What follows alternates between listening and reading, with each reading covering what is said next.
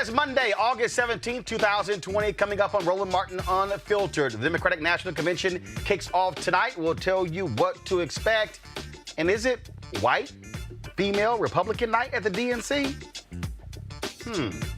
Donald Trump is blaming Democrats for the Postal Service chaos.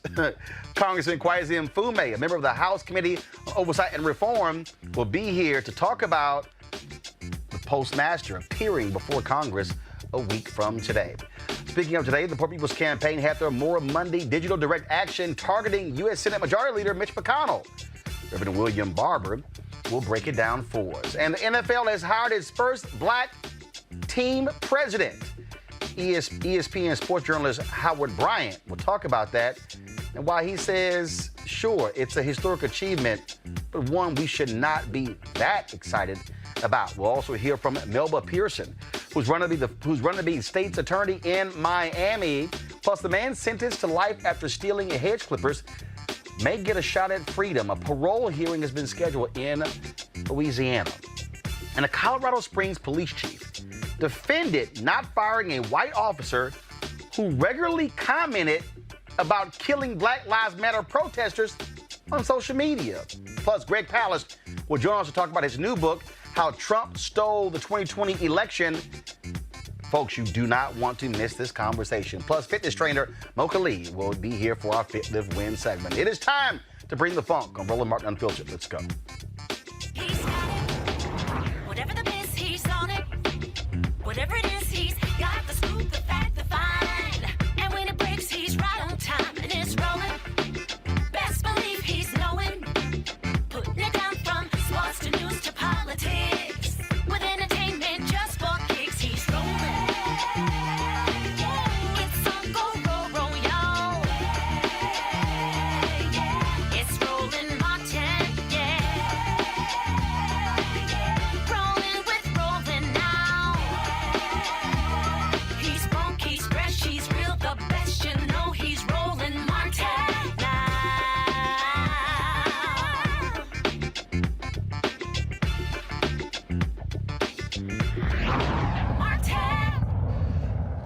All right, folks, House Speaker Nancy Pelosi has called for the House to return session this week. She wants them to vote on Congresswoman Carolyn Maloney's Delivering for America Act. This act would prevent changes the Trump administration has made to the U.S. Postal Service. Now, Minority Leader Chuck Schumer has urged Senate Majority Leader Mitch McConnell to reconvene the Republican-controlled Senate to act on Maloney's bill. Now, here's the problem. McConnell has already made it clear that the senators are not coming back until September 9th. So even if the House reconvenes and passes this bill, the Senate may do what they've done on so many other bills, and that is completely ignore it. That's why they call him Graveyard Mitch McConnell. What we have seen over the past couple of weeks has been shocking and stunning, as we've seen postal boxes shut down, removed, the disassembling of mail sorting machines in post offices all across the country. Now, the new postmaster claims they're trying to achieve efficiency, but that makes no sense when we are about to ramp up and are going to have massive mail-in voting. Now, Donald Trump, he, of course, has been a huge critic of that, criticizing so many aspects of mail-in voting, except absentee voting, when it's really the same. Joining us right now is Maryland Congressman Kwesi Mfume. He's a member of the House Committee on Oversight and Reform. Remember, of course, he took the place of the late Congressman Elijah Cummings, who was the chair of that particular committee when he was alive. Congressman Mfume, it really makes no sense, because you have Republicans who are saying that this is all about the Postal Service trying to get a bailout. But what I don't understand is when I hear people say that this is also because there's been low volume of mail due to coronavirus, we are about to see a dramatic expansion of mail as a result of mail-in voting. So why would they, what's the sense in removing mailboxes, shutting down and disassembling mail sorting machines in August, knowing full well next month it's about to ramp up because of voting? Well, Roland, first of all, thanks for having me on, and thanks for always keeping it real. This is a two-punch fight from Donald Trump. The first is to get the Postmaster General, who is his crony and his donor, to slow down mail delivery so that people will lose confidence in the mail system. Every year for the last 50 years, the American public has shown a 90% confidence level in our post office. So this is to get rid of that by slowing things down. And so you're right. He took out sorting machines and disabled them. He found a way to refuse overtime. They're collecting mailboxes around the country left and right, throwing them on the back of pickup trucks, and they have a reduction in staffing that he himself has implemented. Meanwhile, the president, in every other speech he gives, talks about why you can't have confidence in the post office, and therefore you shouldn't have mail-in balloting because it will never get delivered. They were in cahoots. Mr. DeJoy needs to step down. I call for his resignation today. He's going to be before our committee in a week or so. There's nothing that he can say to justify the fact that seniors and veterans can't get their prescription drugs on time in the mail, that small businesses are hurting because they can't get invoices in and out, that average citizens trying to pay bills have to worry now about their bill not being received on time, so they have to pay a late fee just because of this foolishness. DeJoy, meanwhile, has said he wants the post office to turn a profit. Well, the post office is not a business. It's a service, which is why it's called the American Postal Service. And since 1792, it's been an independent agency. No Democratic or Republican president until this one has played these kind of games and made it into a political football. The thing that really jumps out, the thing that really jumps out at me on this whole deal is that when I began to, again, listen to this whole breakdown here, I mean, you have Donald Trump who literally is even now saying that he's now complaining about drop boxes. Drop boxes. By saying, he sent a tweet out saying some states use drop boxes for the collection of universal mail-in ballots. So who is going to collect the ballots? And what might be done to them prior to tabulation? A rigged election? So bad for our country. Only absentee ballots acceptable. Now, what's strange about this is that Ohio, they actually have it in the law where each county has a drop box. This is a Republican Secretary of State who has said they have not had voter fraud. So right. He is alleging something where even Republicans are feuding the lie. Yeah, this is what the thing that happens when you tell a lie over and over again. It's going to start looking like the truth to somebody unless it's attacked. And that's why this has to be attacked over and over again. You raised a very good point earlier when you said in the middle of the COVID, as we are moving toward a major election and things have slowed down anyway because of the virus, why would you slow down the Postal Service? It's like trying to get across a drawbridge that's opening up. Instead of going faster, you slow down. It makes no sense whatsoever. And that's why DeJoy needs to go. People need to consider this and act against the United States and to rise up in communities as they are doing all across this country. This is a blatant power grab. I mean, you can't get much more blatant than this and then lie over and over and over again. So it's important that people see through it and understand that we've got to protect our post office because it is ours. It's served us well over the years. It's not the best, but it's the best that we've got right now. And the $25 billion in funding that we have put into the HEROES Act to fund the post office, to take care of the uptick in ballots and everything else, as you said before, continues to be in the graveyard of Mitch McConnell, who refuses to bring it before the Senate for a vote. Not only are we seeing just the locked boxes, we have heard from a variety of people, people who worked at post offices, who have said mail is stacking up. I mean, it is as if, what we're hearing from people who actually work in these post offices is that it is a deliberate attempt that they have been told not to count, to slow things down. That to me also is what is very strange here, that Here, you would have a situation where you would think that folks would be wanting a mail delivered. I saw one tweet from a person who said they sent a letter 3 weeks ago, a letter that normally takes 3 days, and it still had not arrived. Well, the postal workers and the letter carriers have been the one source of information that we have depended on. And thank God they work hard to do what they have to do. They take their jobs very seriously. And they had to start blowing the whistle on what was going on because it was so offensive to them and everyone else. And, you know, one of the things that this bill on Saturday that will be voted on does is to roll all the way back all the measures that were in place on January 1st of this year, which means no more removing, but rather replacement of sorting machines, no more denying overtime, no more reduction in staff or any of that. But this horse has been out of the barn too long, unfortunately, and it's important, so very important, that people not let it depress their vote in November by thinking that the post office can't be trusted.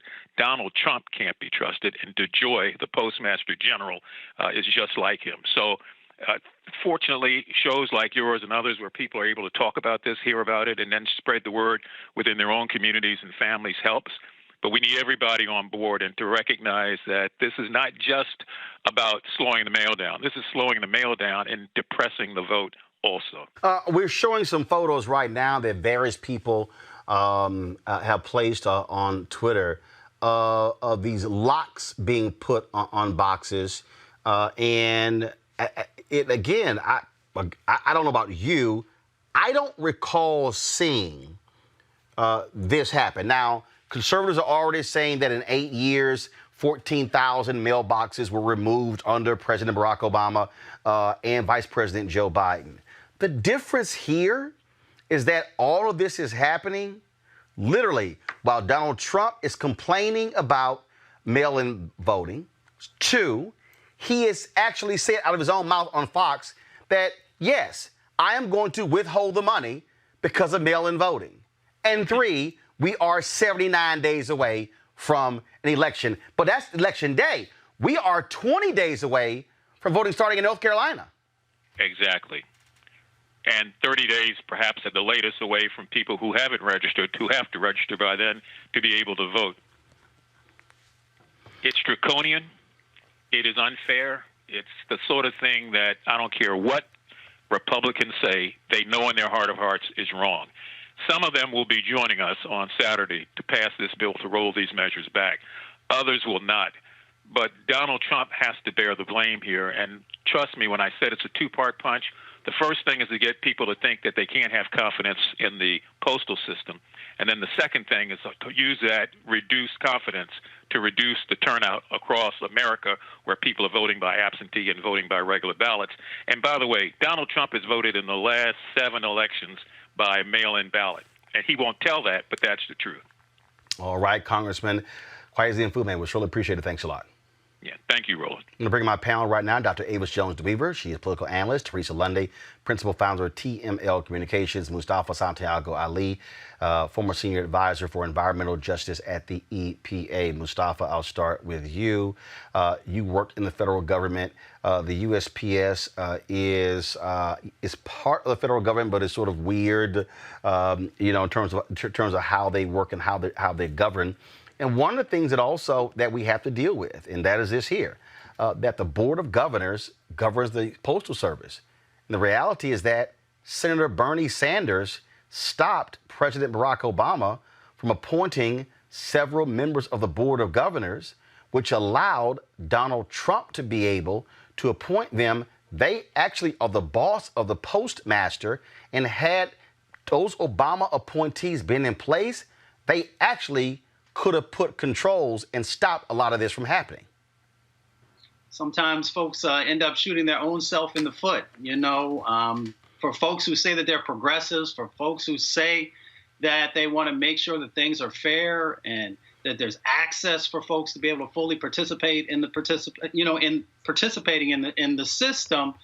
You got to think long term beyond your own personal needs and gains. And when you don't do that, we have these situations that we find ourselves in. We have a situation where we have voter suppression. This is, no different than the poll taxes of the past, trying to limit people's opportunity to fully participate in our democratic process. We all remember the stories being told to us about how many jelly beans in a jar, how many bubbles in a bar of soap. All of that was used. And ever since this administration has come in, voter suppression has been one of their hallmark pieces that they tried to move forward on. You remember they put these commissions together early on. Many of us were out there protesting against them. I believe it was Chris Kobach and the rest of them who were trying to prove that there was this, all these folks who are voting across the country who weren't allowed to vote and weren't supposed to vote. And then, everybody has proved that that was false. So this is just another way of 45 trying to rig the game so that he can at least stand a chance. Folks are hip to what's going on, and people are going to push back. Folks will try and utilize the courts, but we got a short time frame that we have in front of us. But folks need to get educated on how we can actually navigate this and make sure that people can vote, and that, that we're supporting our postal workers who have always been there, even in this COVID-19 moment. They still deliver the mail where other folks were able to stay home. They were still out there doing their jobs. This is the thing here. Jason Johnson first tweeted this on August 14th, Avis. Go to my iPad, Henry. He said, "We know Trump is trying to destroy USPS by having DeJoy remove sorting machines, cut back hours, and increase the cost of stamps for mail-in ballots. We also know DeJoy can be removed by the USPS BOG. But how do we get here? You may not like the answer." And he said the BOG is supposed to have 9 members, but they operated with an emergency committee and without a quorum for years because several Obama appointees to the committee were blocked. Who were they blocked by? Senator Bernie Sanders. This is a blog post on Daily Cost. What happened was one of the folks who worked for Senator Sanders tweeted, the postal nominees Bernie blocked 5 years ago were white Republican men picked by Mitch McConnell who wanted to gut the Postal Service, privatize it, and slash jobs, pensions, and health care benefits. The only one who benefits from these slanderous and baseless attacks is Donald Trump. Yet, when they looked into it, President Barack Obama nominated 5 people, 3 Democrats and 2 Republicans. And the Senate Homeland Security and Government Affairs Committee, which has jurisdiction over the Postal Service, has approved all 5.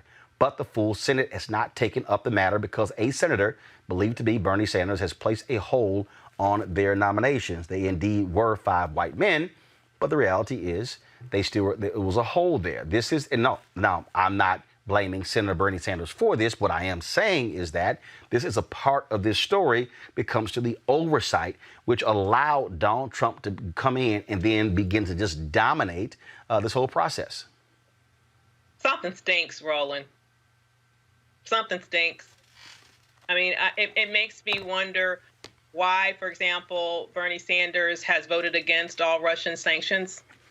I mean, there's a lot of things that are happening here that we don't know, that's not in plain view. And what's happening right now with the post office, let's just be clear, now that we are here, is an orchestrated coup. That's exactly what's happening right now. Because if you look at the surveys around how people had planned to vote, around 75% of Democrats had planned to vote by mail. Only about 23% of Republicans had planned to vote by mail. And so what you have is you have somebody in the White House that has put his cronies in office, his cronies in office, who now are unchecked because of what had happened previously.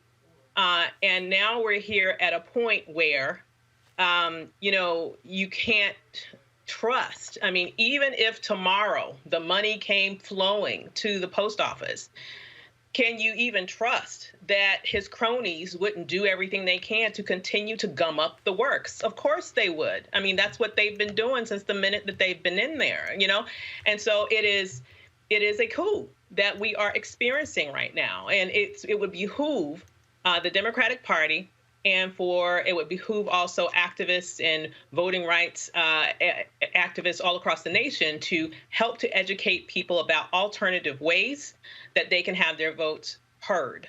I know for me, I plan to vote in person early because I personally do not trust that whatever I mail will actually get to where it's supposed to be and on time. There are some people who are thinking of just taking their, hopefully getting their ballot and turning it directly into the Board of Elections. But, this thing is so complicated right now because at the same time that they have specifically sabotaged the post office, they have also, when I say they, I'm referring to the Republicans now, they have let loose a series of lawsuits across the nation in various states in order to challenge various ways that people can have their votes counted preemptively, even before this election. So you have to be careful if you're going to do that. For example, just take your ballot. Don't take, your whole neighborhood, for example. So, this is a very nefarious situation that's going on here. And I hope that one day there will be someone who will lodge a criminal investigation to what's happening, because quite frankly, people need to go to jail behind this. Teresa, here's what was going on here. Donald Trump is consistently trying to sow seeds of discontent and doubt. He attacked this whole idea of mail-in voting. Republicans said, dude, what are you doing? We normally lead when it comes to this. You had the Republican in Georgia who said, if we allow mail-in voting, Republicans will not win any statewide races. So you have individuals on record as saying, if we allow mail-in voting, we're screwed. And so you have that. What he's trying to do is he basically wants to stop people from even thinking about voting. He wants to say, hey, guess what? It's too much. It's dangerous if you vote in person. Now, all of a sudden, he's saying now it's voter fraud. It's this constant sow seed. It's broken, it's rigged, whatever. Because what he's doing is he is trying to set up a way to fight the results because he knows he's losing. Absolutely. And you know what? That is probably the most detrimental part about what's going on right here, right now in our American democracy is our right to vote. I am looking for progressives, those people who follow Bernie Sanders, because I also follow the tweet, that went out, saying that, Bernie had something to do with it, but not all the way. But we have to be honest. If the dialogue right now coming from Donald Trump is about voter suppression, and that's essentially what it is, then I am really looking towards the state governments and local government commissioner's office to really step up their infrastructure in order to ensure that the voting either in mail or in person is solidified. So it gives, voters the opportunity. Because, listen, right now we are all masked up. We are, sanitized. We are putting on our gloves. And we are going out there to the grocery store. And we're going out there, to the shopping malls because they're open. And now the movie theaters have now opened up, with caution. But as much as we're social distancing, those plans are in place. So there is, I believe once we get to the November election, there will be the opportunity where I believe there will be standards that have been met in order for people to come in and vote responsibly. I think essentially when the primary vote happened, I know here in Pennsylvania, there was social distancing guidelines. There was bring your own pen. There was, barely, speaking. It was more so high and by. But I think those are the type of in-person interactions that will, bring, because of the conspiracy theories that are coming out of the White House, are trying to, stop the voting process in general. And yes, make the case for post the election, but you can't make the case if people are going inside to vote. So if you can go to the supermarket, you can go to vote. And I think that's part of the message that the Democratic Party is missing. Well, check this out. So Jim Jordan of Ohio, Republican, he tweeted this. Here we go to my iPad. If you can protest in person, you can vote in person. This is, again, what they want to do, Mustafa. We saw this in Wisconsin, how they fought the Democratic governor at every turn to force people to be able to vote in person. They did not want massive mail-in balloting. I remember the video of the idiot, one of those idiot statewide officials standing there with a hazmat suit on, goggles, and a mask saying, and gloves, hey, it's safe to vote. Dude, you look like You're about to walk into a hut with or a building that's filled with people with Ebola. I mean, that's just how idiotic it is, because they want voter suppression is about how can I keep people from voting? How can I put barriers in the way to stop them from voting? That's what we're seeing right here. It's been about chaos. This administration has focused on chaos. And by doing that, they figure they can separate folks, they can better control folks, they can minimize people's participation in our democratic process. And this is just another example of trying to create chaos and fear. This administration feeds off of fear. That's why they dehumanize and they demonize people continually. And now they're trying to do the same thing with the opportunity to vote. So it's real clear, but folks, here's the deal. What our responsibility is when we talk about this election, it means that you are going to have to do your part. You are going to have to be fully engaged. And look, black people, historically, we have had to deal with this nonsense our entire lives. Even after one of the Reconstruction Amendments were passed, and then we were still denied the right to vote, we've dealt with this. Understand, it is 77 days until Election Day. 77 days. And I want y'all to do this here. Here we go to my iPad. This is vote.org. Now, let me help you all out. Some of you might say, hey, look, I'm good. Why should I check my registration? Well, here's why. I got an email today from a woman who watches this show. And she said that, and I'm trying to find the email, and so just give me a second. Here's what it is. Her email said, urgency of using vote.org. She says, this is Deirdre Barnes. She said, I'm a member and listen to your show daily. I watched the segment on the importance of using the vote.org app to check your voting status. I've been sharing this information to everyone I know. This weekend, one of my friends entered her information into the website and received a message, no voter record found. This is a woman who has lived in the same community in Brooklyn, New York, same address for over 25 years and votes in every election. She immediately used the app to register again to vote. I want you to go back to vote.org. Please share with your audience, this voter suppression thing is real. Every registered voter should check their status even if they recently voted in this year's primary. They are desperate and will stop at nothing to suppress the vote. Now, folks, if you go to vote.org, as you see here, 77 days until the election. But remember, early voting was going to be happening real soon. You can first check your registration right here on the site. You can also, if you're not, you can register to vote right here on the site.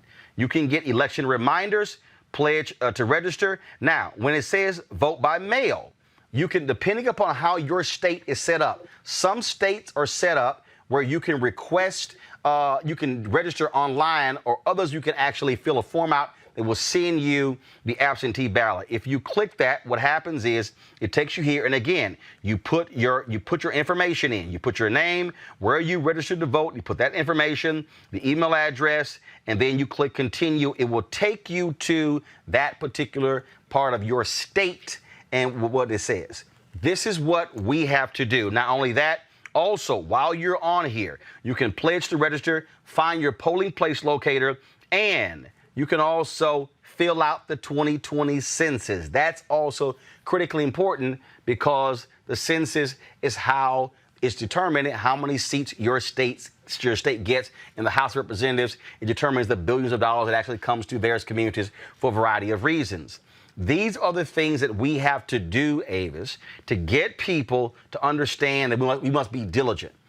They are purging. They've been purging folks from the rolls. The Supreme Court in the Ohio case allowed them to purge people who have not voted in previous elections. Now, those of you listening to me, you might say, well, look, man, I voted a few months ago. But we know from what happened in Florida when you had Governor Scott there. They purged people who were actually on the ballot who were all legal. in Georgia. Brian Kemp, Secretary of State, they did the exact same thing in Georgia. People who were eligible. We're going to have Greg Palast on in a second, talk about his new book. He details what that happened in Georgia. And so I need our people to be as vigilant as possible and say, double check your registration, Avis. That's where everything starts. Absolutely. Absolutely. I think oftentimes people feel like I'm registered, so I don't have to worry about it. Those things are only for people that need to register. No, you need to double check and make sure that your registration is there, that it's counted. Because let me tell you, this is a criminal enterprise. Let's just be real about it. This is a criminal enterprise. They are going to do everything possible to steal this election, including stealing your vote. And so you have to fight back proactively. And an important part of that is, first of all, just going to that resource, making sure that your voter registration is still valid. If you need to register to vote, definitely make sure that you do that, and to be vigilant. And ultimately, if you want to vote in person, let me just suggest, as I mentioned, that is something that I'm going to do. Obviously, do it as safely as you can. Make sure that you can wear double masks, mask up, gloves up, everything up that you can. The thing that I'm concerned about, Roland, also, this is going to be the time when the weather is going to be turning. So it's going to be, they're going to throw everything at us that we possibly can. So the point is, definitely double check your registration, and please encourage everybody in your circle to do the same thing. Look, we have to be vigilant, and that means, Teresa, if you're in a state that requires a voter ID, you don't have one, get it. Figure out what's the process, get it done. Double check your registration. If you're going to mail, do so. Find out if your state, if your county is going to have drop boxes if you do decide to mail in and vote. Then find out when early voting starts in your state. Don't wait till the last day. Go the first day. Plan ahead, bring your food, bring your snacks, do all you need to do, because the bottom line is, let me be clear, folks, Donald Trump will try to steal this election, and Republicans are going to let it happen because they are consumed by power. Absolutely. And so literally from A to Z, you just listed exactly what people need to do and what we have to do in order to get the results that is necessary in November. So part of it is, every state has a party system, either Democrat or Republican, but each of them have their own responsibility on how they get out the vote efforts. And so I know, in a few states, Pennsylvania included, I always talk about PA because I'm from Philadelphia, but in PA, the city commissioner's office is always in tandem working with the Pennsylvania and the city commissioner's office to make sure that the resources, the literature, that the get out the vote efforts are there. And they're also working with advocacy groups and nonprofit organizations to make sure whatever event that they are having, even if it's a pop-up shop or something that, where social distancing is happening, they are making sure that people are registering to vote safely. And so I think that is also an important factor to mention to those who have small businesses. It doesn't hurt to tell people or ask your staff, are you registered to vote, and when was the last time you checked? It takes 5 minutes or less to do this effort, and if we can do it safely, that is the first step in order to making sure that you are prepared within, 77 days for the election. All right, folks. Tonight, the Democratic National Convention kicks off with a 2-hour virtual event built on a theme of unity. Speakers will deliver their speeches from locations across the country and without the large in-person crowds are traditionally seen at these events. It was supposed to be in Milwaukee, but due to COVID-19, that was scrapped and they decided to go all virtual. Tonight's speakers include former First Lady Michelle Obama, Vermont Senator Bernie Sanders, and a group of Republicans, including Ohio Governor John Kasich. Now, here are the speakers here again. You see there, Senator Amy Klobuchar, Governor Andrew Cuomo, of course, former Republican Governor of New Jersey, Gretchen Whitmer, Congressman Jim Clyburn. You also have Gwen Moore, Doug Jones. Also speaking is also going to be Susan Molinari, former Republican Congresswoman, and Meg Whitman, the former CEO of eBay. Now, I gotta ask. I'm just curious. Now, granted, Senator Bernie Sanders and Michelle Obama also speaking, but Avis, is tonight Republican White Women Night? And the reason I'm saying that, I'm just saying because here's why. Here's why. I know in 2012 that turncoat joke of a Congressman, Archer Davis, out of Alabama, spoke at the convention in support of Mitt Romney. But the reality is, Republicans don't go overboard putting on Democrats. Now, they might have former Democrats who are now Republicans, but what's the sense of Democrats putting on Governor John Kasich, Susan Molinari, Meg Whitman, and I'm just trying to understand it. You know, the Democratic Party is enamored with the great white vote that they have not gotten since 1964. I don't understand it either. You know, what they're trying to appeal to, as you mentioned, obviously are Republicans, maybe Republican-leaning independents, white women. So these are the demographics, I guess, that they're going after with having a lineup that's so heavily skewed towards a party that is not the Democratic Party in the Democratic Convention. I personally believe that is overboard. To me, the key to victory in November is not this elusive white vote that the Democrats have been trying to get now for 50 years. Okay, the key to a victory in November is to maximize your base, and your base is the base of your base is overwhelmingly Black people, right? So if you know that you will get 90% roughly of a certain demographic to vote your way, the best strategy is to maximize that vote. Why the party seems to have had such difficulty getting that, you know, I don't know. Certainly the selection of this VP candidate made me think that maybe they were beginning to understand our power in a different way. But then when I looked at the lineup for tonight, you know, I began to wonder, you know, really? I really have no explanation for it. The thing here, there's been a lot of criticism, Teresa, that Alexandria Ocasio-Cortez has only gotten 60 seconds to speak at the Democratic National Convention this week. What is also baffling to me, I saw some poll data earlier. Someone was complaining about how Joe Biden is only getting 36% among white men in Michigan and Pennsylvania, and I said, the Republican Party is the party of white men. I'm like, the future of the Democrats winning anything does not hinge on what white men do.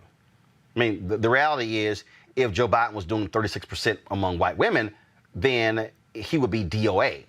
But again, what happens is Democrats often they throw money. Cornel Belcher has talked about this a whole lot. They throw all this money hoping to flip suburban white conservative women when that's not who you throw your money at. You throw your money at, frankly, progressive white women, younger white women. You throw your money at Black women. You throw your money at Latino women. And so, I mean, you already got John Kasich speaking. I just, you know, and then John Kasich was there's a big old deal. Oh, a former Republican is a former member of Republican from Congress is going to endorse Joe Biden tomorrow. And it was Susan Molinari who was like, who even remembers she was in Congress?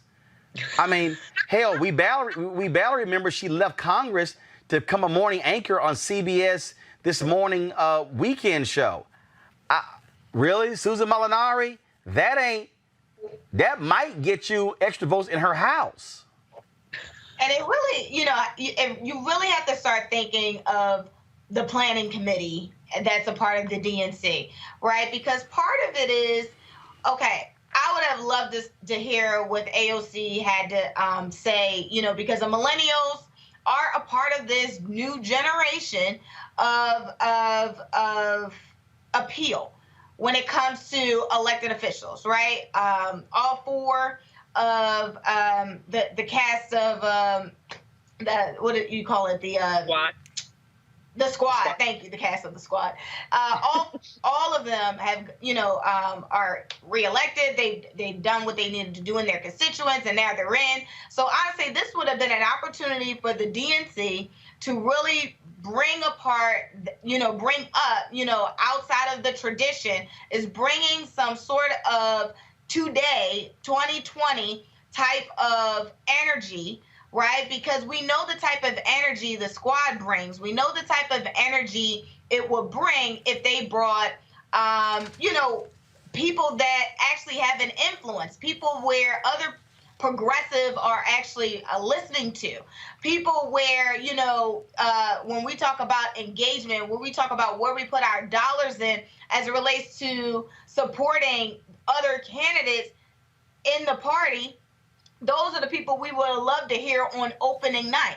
But it's interesting, I'm just not really sure where the Planning Commission went on when they get excited, where older, people who are established Republicans, who are now like, it's like almost like they're breaking free or, their chains. And now like, okay, I've had a, realization, but really they honestly just played the game until you couldn't play it anymore. So I think, hopefully, I'm looking at Monday, but I'm also looking at, Wednesday and Thursday of what really happens here. Because at the end of the day, I think it'll really be up to the leaders that they are putting in these time slots, since we're all doing a virtual, but the leaders that they're putting in these time slots, that what message they really have to say and how long, is it going to take to media to kind of keep that uplift going or tear it down.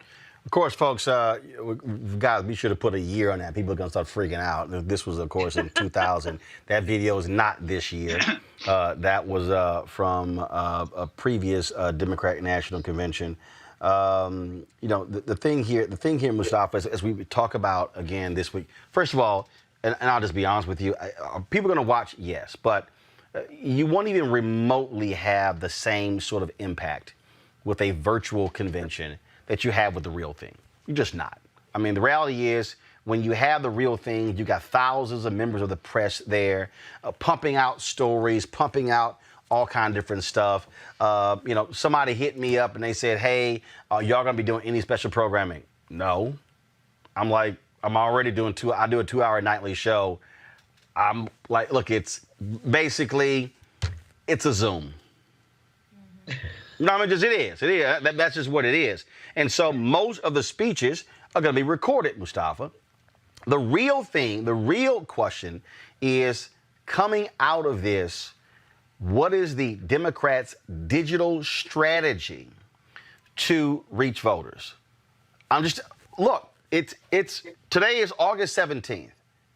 There are not going to be massive rallies. They're not. You're not going to have your traditional campaign. You're not going to see Joe Biden going on college campuses. Just today, Mustafa, the University of North Carolina, Chapel Hill announced they started classes last week. A bunch of students have gotten COVID-19 as a result of folks congregating. They announced today all online classes. And so really, it's the focus has to be, how do you get people, how do you reach people in a digital way as opposed to having these outdoor events and hoping they show up at rallies and having people canvassing and going door to door, things like that? Well, I think Teresa hit it. It is about energy. But, if you look at the lineup and, there are great folks who are part of the lineup, but it's very safe. And I'm just not sure if it is going to electrify and motivate folks to want to be a part of the process. And the reason I say that is because I talk to progressives all across the country.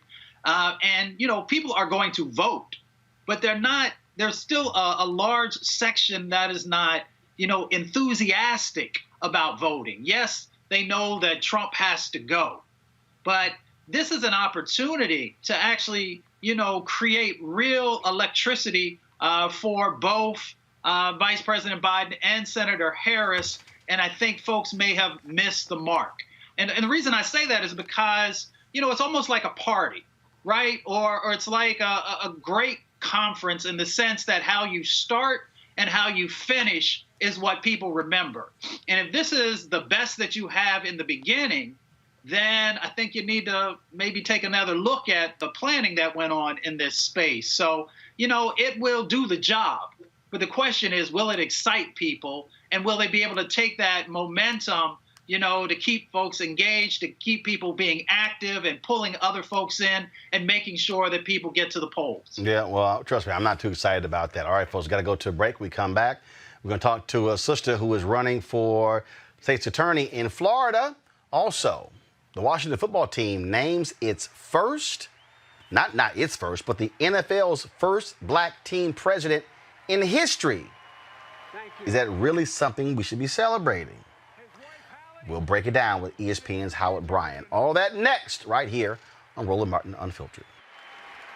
You want to check out Roland Martin Unfiltered? YouTube.com/Roland S. Martin. And subscribe to our YouTube channel. There's only one daily digital show out here that keeps it black and keep it real. It's Roland Martin Unfiltered. See that name right there? Roland Martin Unfiltered. Like, share, and subscribe to our YouTube channel. That's youtube.com/Roland S. Martin. And don't forget to turn on your notifications so when we go live, you'll know it. It's rough out there.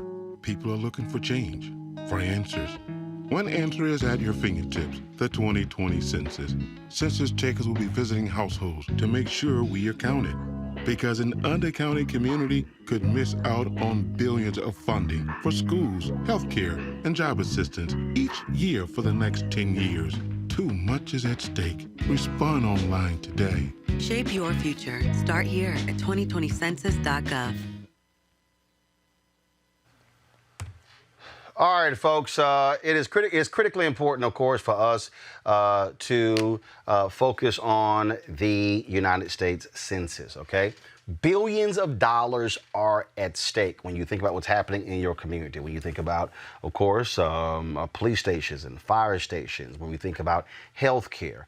All of that is determined. Dollars, how they're spent, determined based upon that. I can tell you, growing up in Houston, Texas, in the Clinton Park neighborhood, my parents were members, they founders of our Clinton Park Civic Club. And when we wanted new streets and new sewer systems, a senior citizen center, a fire station converted, I mean, when they began to look at dollars apportioned to the state of Texas, apportioned to the city of Houston, that was all based upon really census. They studied census tracts for data for all sorts of different things. And so it is important that you, please, that you absolutely go to 2020census.gov and actually fill it out. It doesn't take you long. And here's the other piece. We're talking about politics. Your House delegation, the number of the members of the House of Representatives is determined by the census. When those state legislatures begin to get together and draw district lines, census plays a role in that as well. And so we must understand it's critically important. And so, folks, it doesn't take long. There are people who are going to be calling you, people who are going to be going door to door, but you don't have to wait. You can actually do it online right now by going to 2020census.gov. Folks, if you put the lower third up, that'd be great. Again, it's 2020census.gov. We have to make sure that we are counted because historically, black men and black children have been undercounted historically. Let's not make that happen. 2020census.gov. All right, folks, Melba Pearson is running for a state's attorney in Florida. Of course, she is an attorney and criminal justice reform advocate, and she wants to be the state's attorney for Miami-Dade County. In 2017, after leaving the state's attorney's office, she joined the ACLU of Florida as deputy director. She was among the senior leadership team that passed the historic Voting Restoration Amendment, so Floridians will pass felonies could vote. She's a first-generation American, born in New Rochelle, New York. She was raised by her Jamaican father and mother from Trinidad and has lived in Miami-Dade for 22 years, serving in a variety of capacities. She joins us right now. How you doing? I'm doing great, Roland. How are you doing? I'm doing good. Election day is there tomorrow in Florida. It is huge there as well. So let's talk about this race.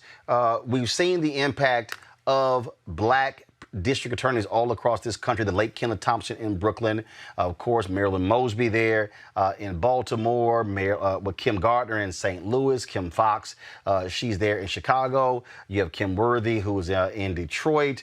We can go on. Aaron Masayala there in Florida, who opted not to seek another term. And so talk about why it matters to have individuals who believe in criminal justice reform serving as DAs. It is absolutely critical to have people that really reflect the values of our community and center the experiences of everyone, not just the wealthy, not just, people of a certain complexion, but make sure that all the community, including communities of color, are being able to have equal access and true justice out of the criminal justice system. And the way to do that is to change who's at the top. 95% of elected prosecutors are white.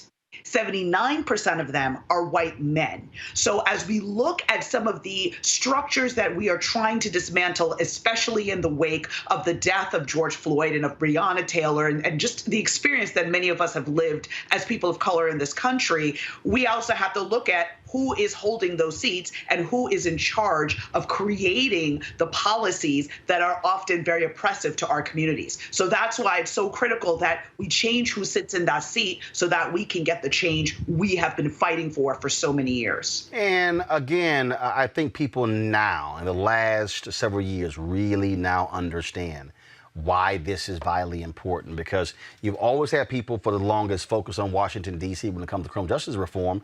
But the reality is the work of DAs, look, First Step Act, got it. But only 10% of all people in prison on the federal level. The real criminal justice reform, how you end mass incarceration, impacts on the local level. That district attorney can decide whether prosecute to the fullest extent or deferred adjudication. Do we use some other form of sentencing? That's why that position is important. Really, even more so than the judge, because that DA's recommendation takes even negotiation takes place before it goes to the judge.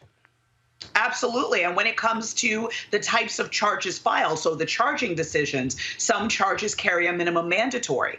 If there is a minimum mandatory, the judge's hands are tied. So that's why it's on the prosecutor to make very wise filing decisions of what charges are appropriate, because if you pick a different charge, much like we saw the Holder memo back under the President Obama's administration, when he was giving the directive to his prosecutors at the Department of Justice, listen, you don't always have to file the highest charge that the facts could support. You can look for a more equitable solution. So when you have that type of situation on the state level and you have prosecutors that are making equitable decisions, who are looking at restorative justice, who are looking at connecting people with resources so that they don't reoffend in the future, then now we're starting to see the values that we have been fighting for be embodied in this system. So that's why, it's so important to pay attention to what your local elected prosecutor is doing. And if you need a refresher, look no further than the Ahmaud Arbery case, Breonna Taylor, or George Floyd.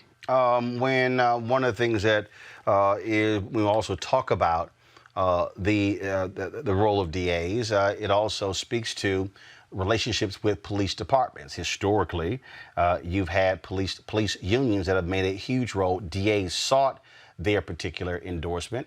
What has been the case in your race? So in my race, I made a decision not to seek out police endorsements. I didn't think that would align with the values of the campaign. And I don't want to have a situation where people later on down the line say, oh, you made this decision because you're beholden to a special interest. And so I made it a very clear decision to approach and look for endorsements of organizations that are working on the ground, grassroots organizations, labor organizations, organizations that reflect the people and the voice of the people. So that's why I made that decision. However, my opponent, in her 27 years that she's been in office, has never once, not once, filed charges against a police officer for an on-duty killing. That was one of the reasons why I chose to run. So for me, day one is about creating a civil rights unit to make sure that we are addressing these cases, doing so in an equitable manner, not letting them linger open for 5 years and then quietly on a Friday afternoon at 4 p.m. release a memo and say there's nothing to see here. I want to make sure that these cases are handled in a transparent manner and that the community gets to see that we are taking these cases seriously. If there's evidence to move forward, we will. If the officer's actions were justified, of course, we will make sure to make that clear. But if the actions were not justified, we're not going to just let it slide. We're going to prosecute and move forward to make sure the community knows that we want to make sure that this justice system is equitable and real. All right, then. Melba Pearson, we really appreciate it. Thanks a lot. Thank you, Roland. Take good care. All right. I want to go back to my panel here. Teresa, you see right there in Philadelphia, Larry Krasner became the district attorney. Why that position matters. Absolutely. It matters so much. I mean, we've been seeing progressive form and change that's been happening with our current DA. He's been actively inside of communities. He's been actually communicating, even with the issues that they're having with the current FOP. They've been making sure that their integrity department and the racial disparities as it relates to overturning some convictions and actually taking a second look into many situations that has to do with mass incarceration. So it's been a different type of DA. I know before we had Lynn Abraham, who was known for incarceration and made sure that that record was upheld at the highest extent of the level. So it is, I know firsthand that having someone who is progressive, that also knows that, in order for the people to prosper inside of a community, that it takes the power of the pen, but it also takes a DA that is willing to listen to the stories of families and also implement policies and procedures and also change the landscape internally in order to bring out true criminal justice reform. So, Ms. Pearson that's running in Miami, whatever I can do personally to support, I absolutely will, because she is the change that we need for today and forever. The thing there, you also have another sister who is running to replace Aramis Ayala, Monique Worrell. And in Avis, again, what you see is you see people who do not want to see, they're attacking these black female progressive DAs because they don't like their leadership. Yeah, because black women DAs are there to actually be on the side of justice and not just sort of carry the line of a system that oftentimes will, as was just mentioned, let police officers get away with murder, that will put people up on charges that are disproportionate to the offense. You have now several, not enough, would love to have more, right? But we have several black women prosecutors across the nation that are taking these tough stances, and it's not easy. They're being targeted because they are bucking the system in that way and trying to actually live up to the whole title of justice, which they have sworn to uphold. What's really sad is that if you look at the number of prosecutors around the nation, really only 5% of them are black, period. So we need more people in that specific role because they are the ones who are making these very important decisions, life and death decisions, decisions about whether or not justice will be done. And we have to have better representation in that space in order for us to really be able to have the power within the system that will really mean that when put to the test, black lives will be shown to matter in very controversial circumstances. And that really is the issue here at Mustafa, power. That's what it boils down to. And again, that district attorney matters in a huge, huge way. We need district attorneys that are of, by, and for the community. That means that they come from, our neighborhoods, our barrios, our trailer parks. So they understand the dynamics that are going on, and they take into consideration some of the things that folks who don't come from our communities refuse to do. We've seen what bad DAs can do in Central Park 5 and many other cases when you have those who just have this desire to go after our people, not even necessarily even look at the evidence and make some decisions in an unjust way. So we need DAs who come from where they need to come from. All right, folks, let's talk about the NFL. For the first time in league history, an NFL team has a black president. Yeah, think about that. The Washington football team, which of course earlier dropped the name Redskins, announced that Jason Wright will be their new president. He's a 38-year-old former NFL running back, spent 7 years in the backfield for 4 different teams, the San Francisco 49ers, Atlanta Falcons, Cleveland Browns, and Arizona Cardinals. After he retired as a player, he earned his MBA from the University of Chicago, going to work for the McKinsey Consulting Group. Well, they were brought in to assess issues there for the Washington football team. They've had some major issues. There was a big report in the Washington Post that detailed a culture there rife with sexual harassment and other issues. The Washington Redskins, of course, the Washington football team, they have a long history of racism. Their owner, George Allen, remember, he refused to even hire a black player until he was threatened by the federal government to do so. Even over the weekend, I watched the movie The Express, where he had the #1 draft pick and the Heisman Trophy winner, brother. He refused to even draft him, traded the pick to the Cleveland Browns because he made clear Ernie Davis was not going to play being black for his football team. Howard Bryant of ESPN joins us right now. Howard, always glad to have you here. You tweeted something earlier where you said, here's a league where a majority of the players are black. Been that way for a long time. Now in 2020, all of a sudden, they get their first black president. That means that we've had black CEOs of American Express, of different companies, black 18. Fortune 500 companies, black presidents, black CEOs, but the NFL, this is the first time in history somebody black has ascended to become president of a team. You said that's a damn shame. Yeah, I think that number one, it's a story. You've had a black president of the United States before. You had a black president in the National Football League, and it's not a black president for the first time in the history of the Washington franchise. It's every franchise in the league over 100 years. So it's every team multiplied by 100. So to me, I'm sorry, I think that at this stage in the game, just for me personally, I don't consider this some gigantic victory. I'm not that impressed with any of it. I think that it's more just another indictment. I'm happy for Jason Wright, but when I look at this as a story, I'm not one of the people who's jumping for joy about this.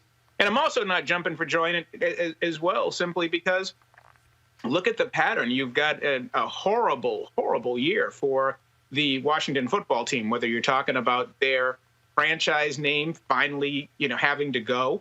You're also talking about a massive sexual harassment, sexual misconduct culture. And so under those circumstances, you bring an African-American in there, no pressure at all, right?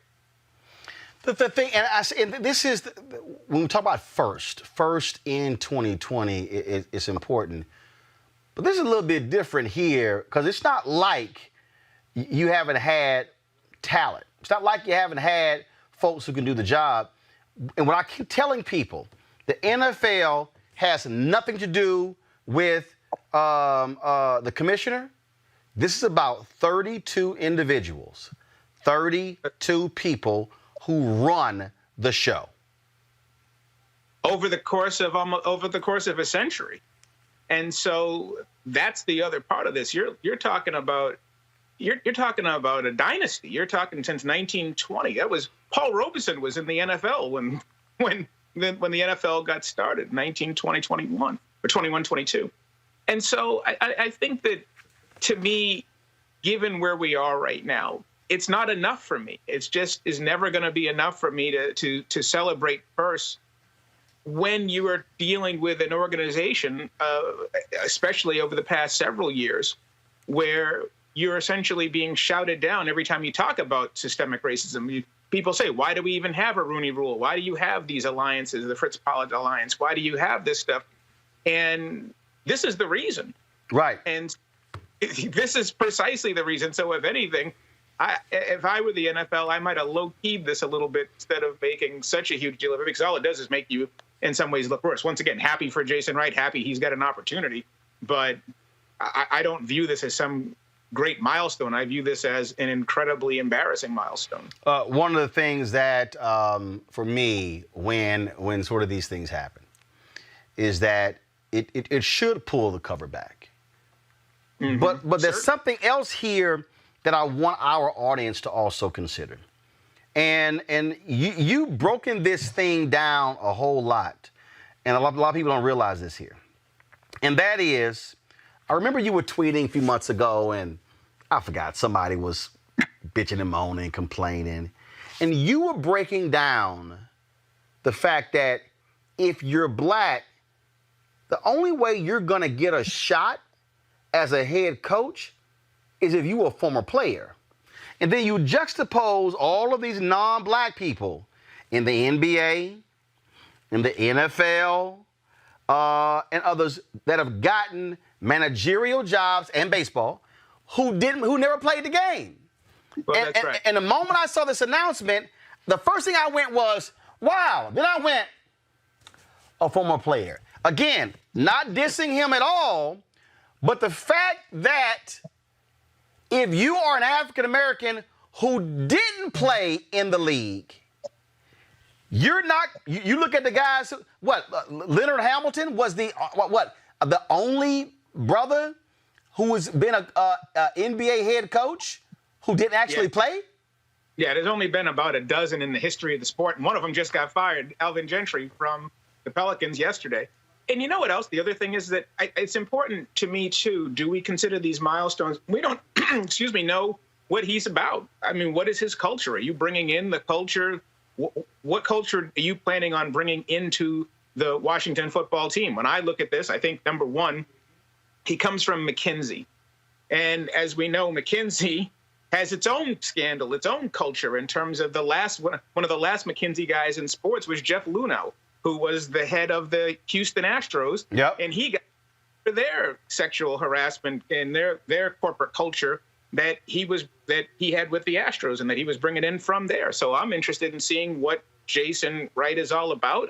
Like I said, I want to know who he's going to be. I mean, what is the purpose of celebrating these so-called milestones if the culture doesn't change, if all you're doing is mimicking the culture that you're replacing? So it's going to be really interesting to see what he does.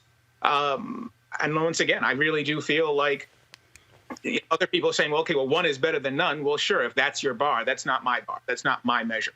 Well, my measure, are you bringing something to the culture, and are you bringing something, and that the culture owes you something a little bit more than saying 1 out of 100 years is something to celebrate. The thing is, for me, go to my iPad, look, I appreciate that Mike Blake posted this, that Jason Wright is an alpha. I appreciate that history making. Fritz Pollard, of course, also an alpha. He was really the first, NFL head coach, and Art Shell as well. And so I appreciate that fact. But here's the point here, the point that I need our audience to understand.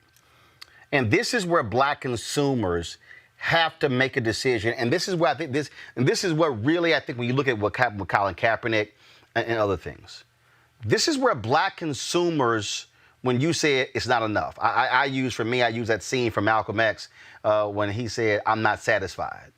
And that's really what it is. When black people have to make conscientious decisions saying, I'm not satisfied.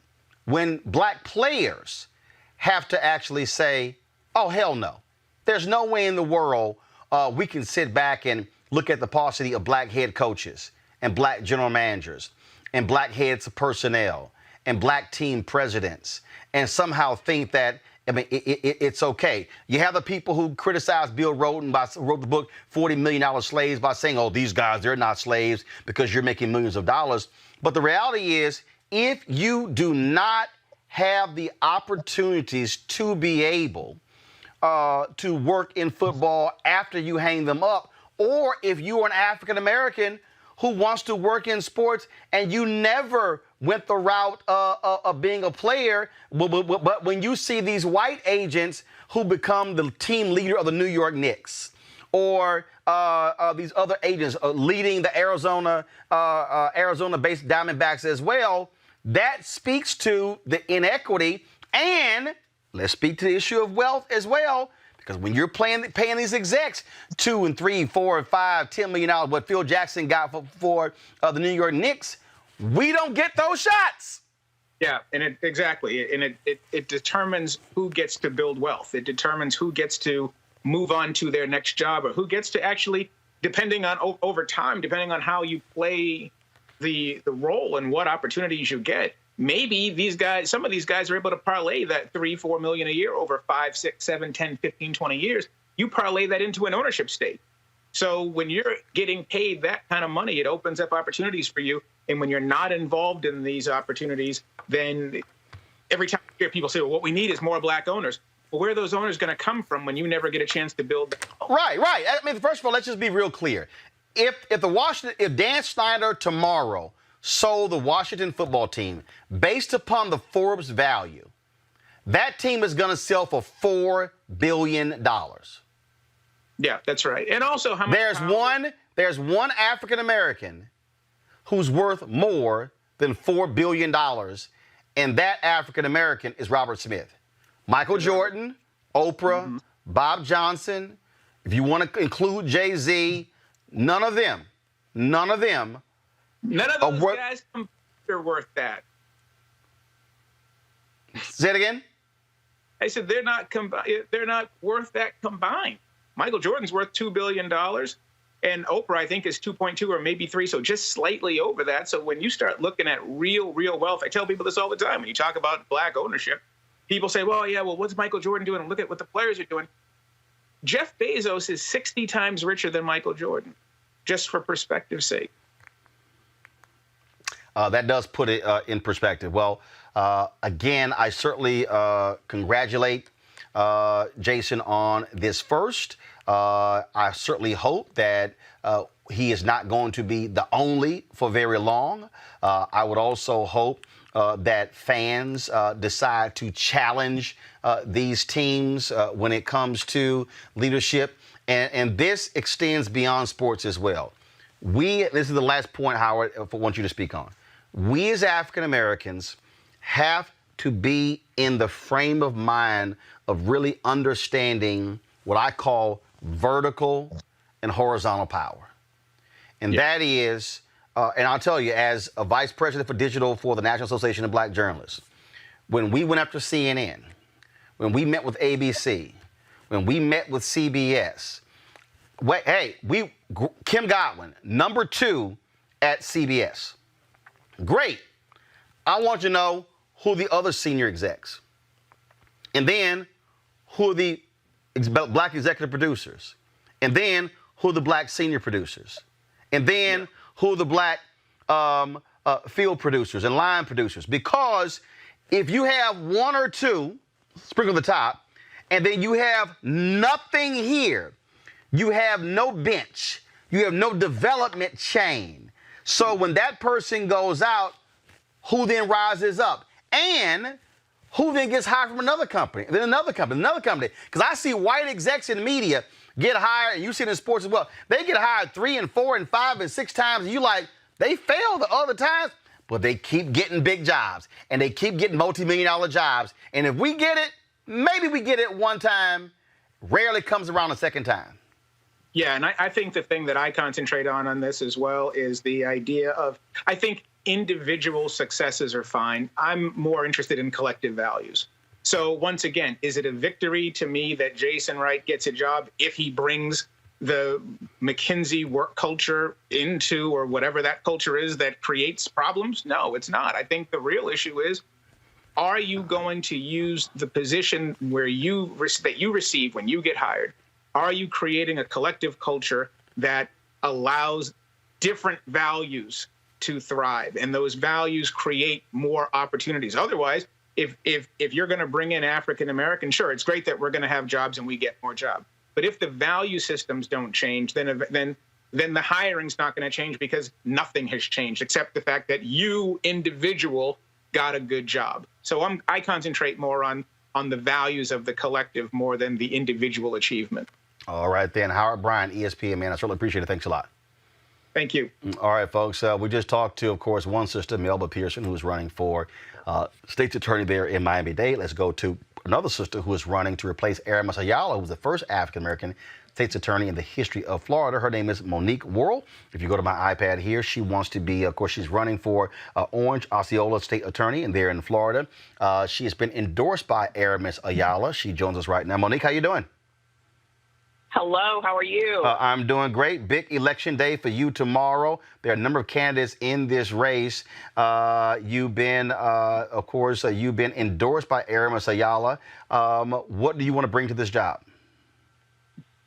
Well, I think it's time for us to change the culture of prosecution. And I stand on Aramis Ayala's shoulders. As you mentioned, she is the first African-American, not African-American woman, Roland, but African-American elected state attorney in the entire state of Florida in 2016.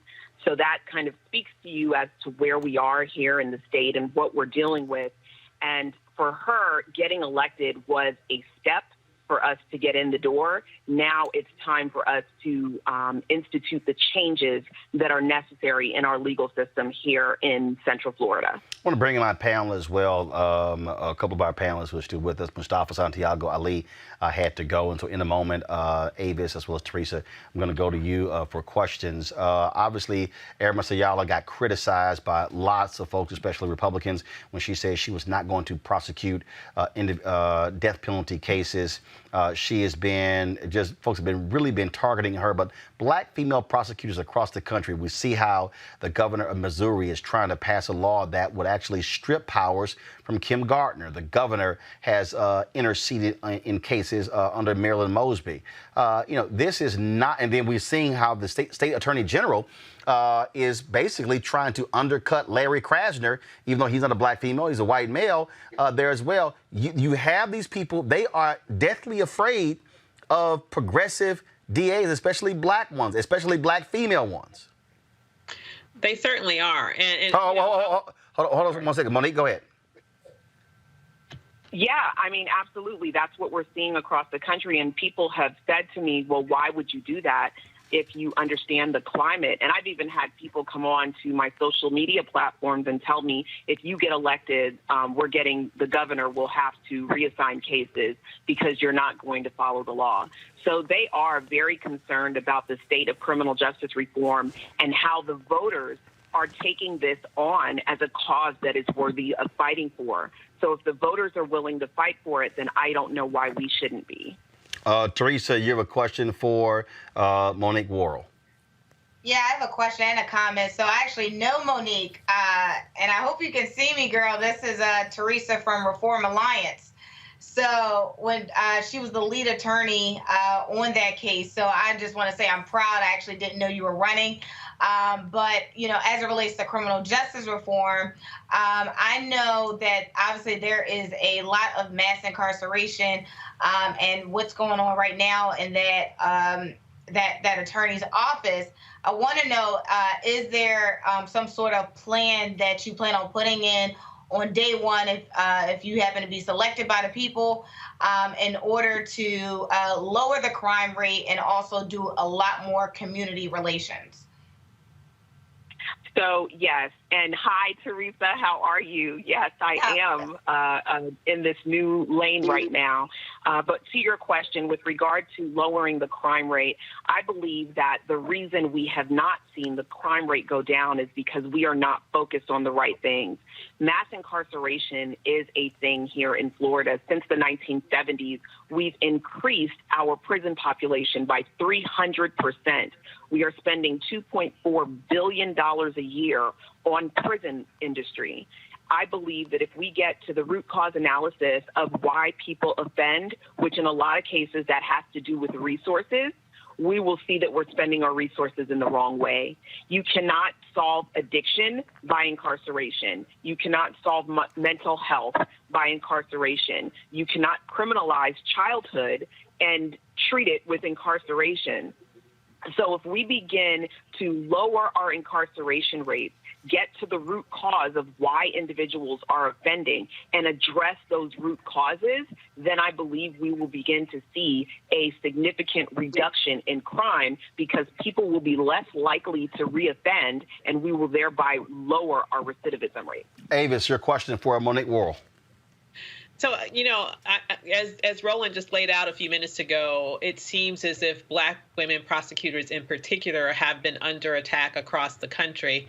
And to my just huge disappointment, there doesn't seem to have been very much movement or support around these women prosecutors from the community in terms of standing up for them and looking to protect them and looking to push back on the unfair actions that have occurred across the country.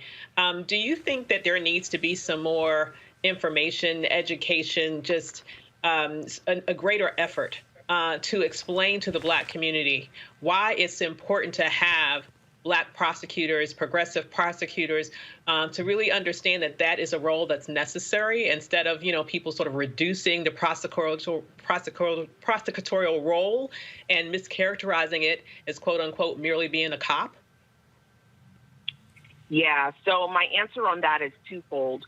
One, yes, I have faced a lot of backlash as I go into the community and try to encourage people to vote for the state attorney's office because historically speaking, that's not a role that our community typically comes out and votes for because the Black community is typically subject of the large majority of prosecutions. So they don't see that as an asset to the community. So education is necessary for the community to understand why this is an important role and why you should participate in the election of this particular official.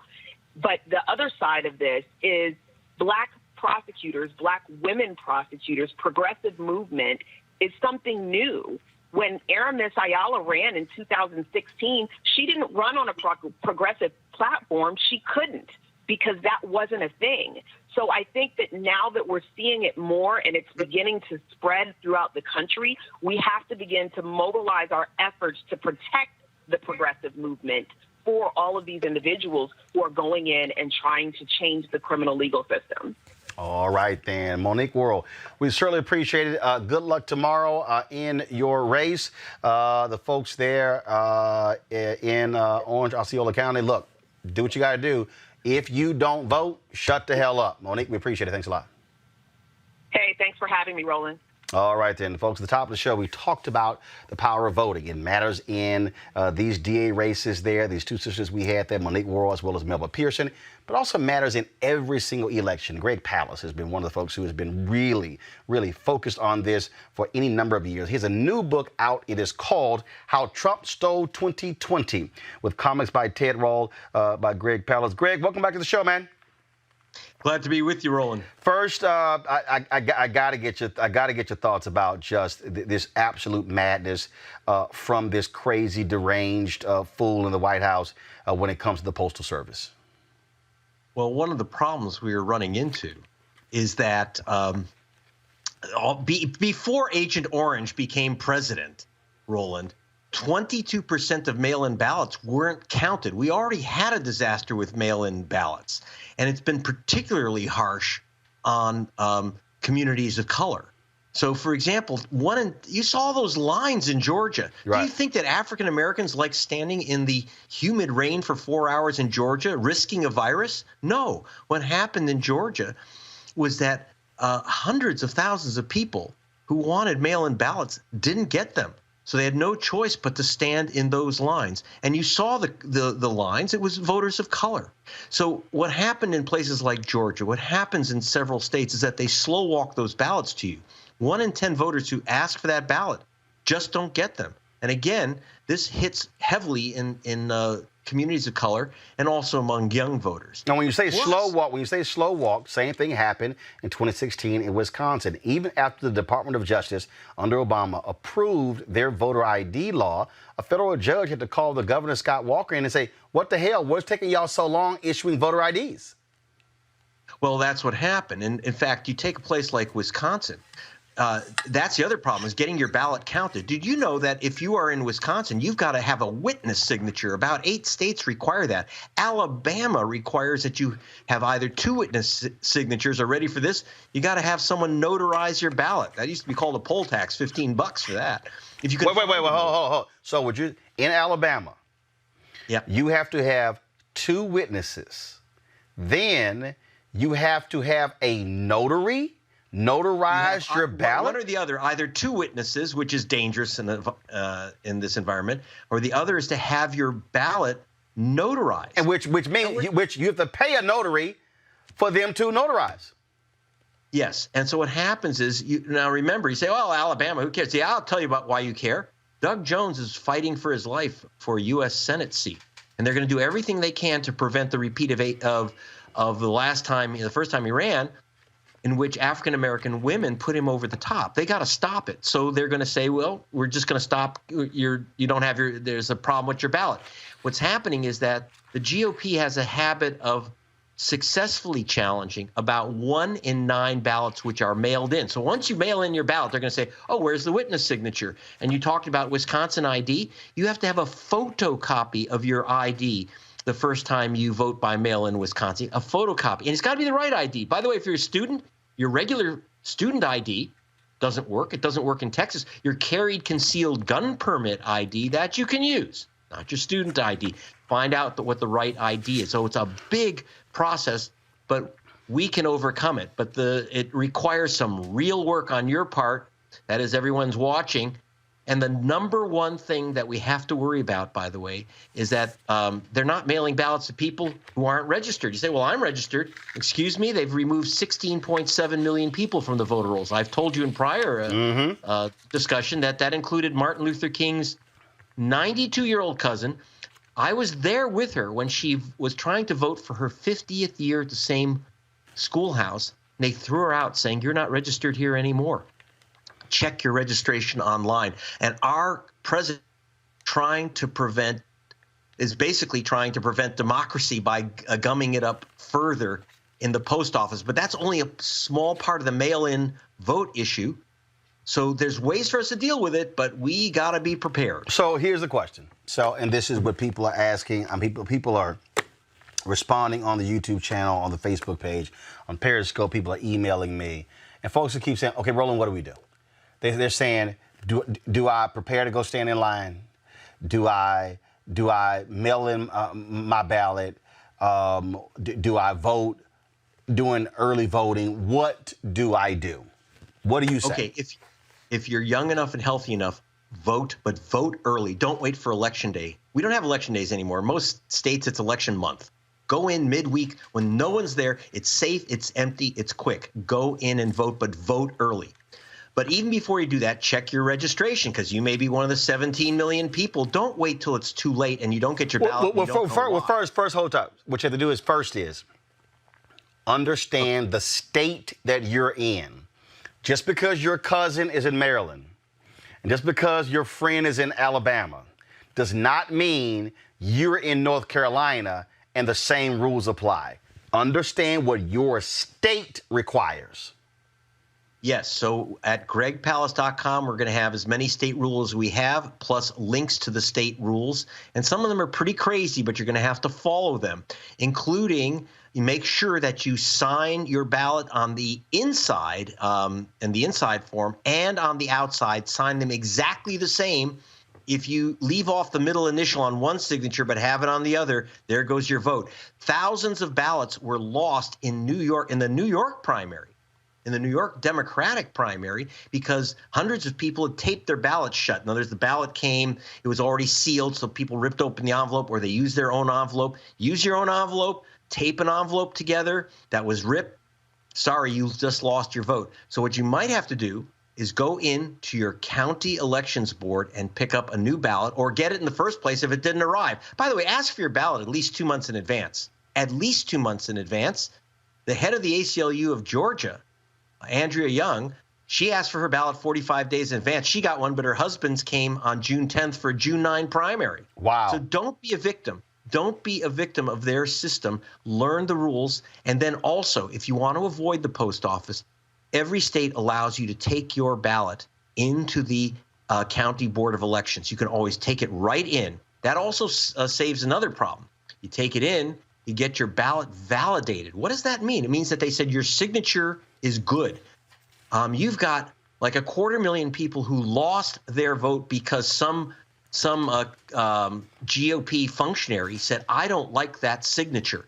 And remember, this time we're going to have 50,000 Boogaloo boys in those voting stations who, when they start opening up those mail-in ballots, are going to say, I don't like that signature. It's postage due. 100,000 people lost their ballots to postage due. So don't, follow all the rules. And by the way, if you're healthy enough and you're young enough, I want you to volunteer to be in those polling stations, not only during the day, but most important, in the evening and the next day and the next day and the next day when they're counting the ballots, so that when you get some proud boy with swastikas on his face challenging your mail-in ballot, you say, no, you may not challenge that ballot. So we need people to challenge the challengers. Let's get prepared for this. Precisely. And that's why, look, my parents are 73. Dad's 73, mom be 73 in November. They worked the polls. They did just in the runoff. They are committed. But here's what I keep telling young folks. If you don't have a job, hey, these are paid positions. And so, look, we shouldn't sit here and say, oh, my goodness, all of these elderly citizens, we're having to shut down locations because they're afraid to work. We can replace them, have the gear, the mask, the face coverings and everything, but this is a part of the deal here. I want to go to our panel with questions. I'm going to start first with you, Avis. Your question for Greg Palast.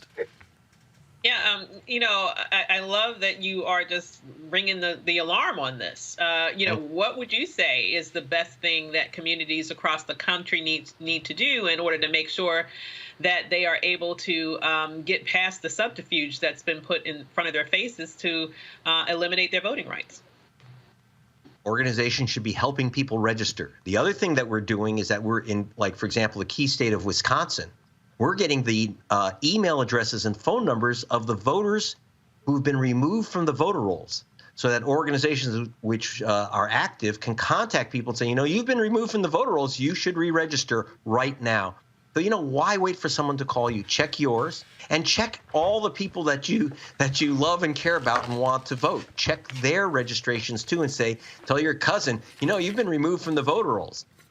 Maybe they were never there, but that's your job as well as theirs. In addition, make sure that when you fill out that ballot, don't use your own envelope. Don't make any mistakes. Don't use a red pen. Don't use lipstick or crayon or chocolate to mark the ballot. And if it says fill in the bubble, that's no joke. My sister, a lawyer, lost her vote because she didn't properly fill in a bubble. Don't put an X where it says fill in the bubble, or don't put a check mark. And don't fold it except the way that they tell you to fold it. I know it sounds crazy that your vote for president shouldn't be based on this, but it is. Right, but these are the tactics that are used to disqualify your ballot. Mm-hmm. Yeah, and not just anyone. I want to tell you, according to the U.S. Civil Rights Commission, which checked in Florida, where they still have the race of the voter marked on the voter rolls, that the chance of your vote being challenged and rejected is 900% higher if you're black than if you're white. That's just the cold truth. And so you better be prepared. And part of it is to make sure that you have volunteers in those polling stations, because it's not going to be just a few hours during the day. Again, in the evening and the next day and the next day, when they're opening up those ballots, it's going to be several days of opening and reviewing each mail-in ballot, probably about 120 million of them. Teresa. Yeah, thank you so much for all of that. I was sitting here taking notes. All of that information is definitely worthwhile. I plan on bringing it back home to our city commissioner's office to see exactly what are they doing, in order to prepare people. So Pennsylvania actually just unveiled their plan where they are going to pay for postage for every mail-in ballot so people could go and vote. Do you believe other states should be on the same trend as in paying for the postage? And what else could we do in order to make sure, that our elections are protected?